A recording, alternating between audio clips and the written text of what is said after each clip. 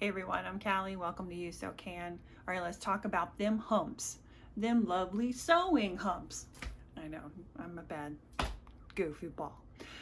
But sometimes when you're sewing, you come across some shit that your sewing machine is just like, fuck no, I'm not doing this. Well, how do you get past that?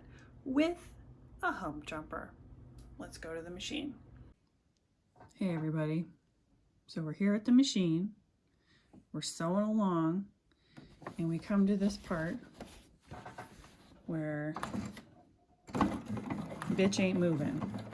Nothing's moving. Well, why ain't it moving? Because the pressure foot can't put enough pressure onto the fabric through the feed dogs to make everything go forward.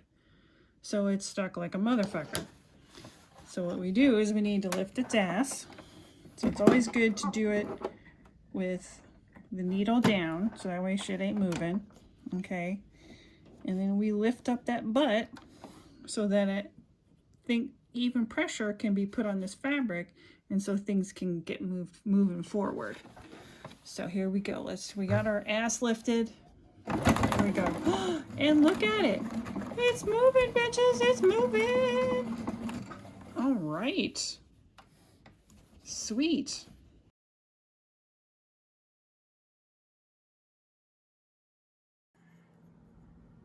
So what do you do if you don't have the fancy schmancy hump jumper? Okay? Fuck this hump jumper. You don't really need it.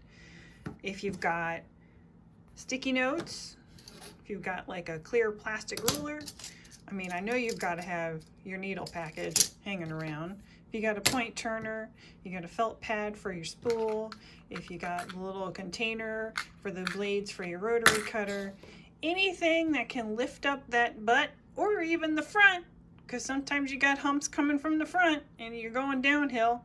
Anything that can lift up your shit, get that pressure going even across that fabric so them feed dogs can pull that fabric through. That's all you need. So, you know, hump jumper. I mean, all of these are hump jumpers.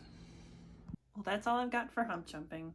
Just remember, it's okay to sometimes lift that ass, lift that front to get over that hump.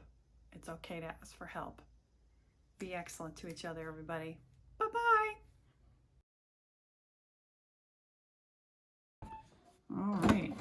And it's hump day.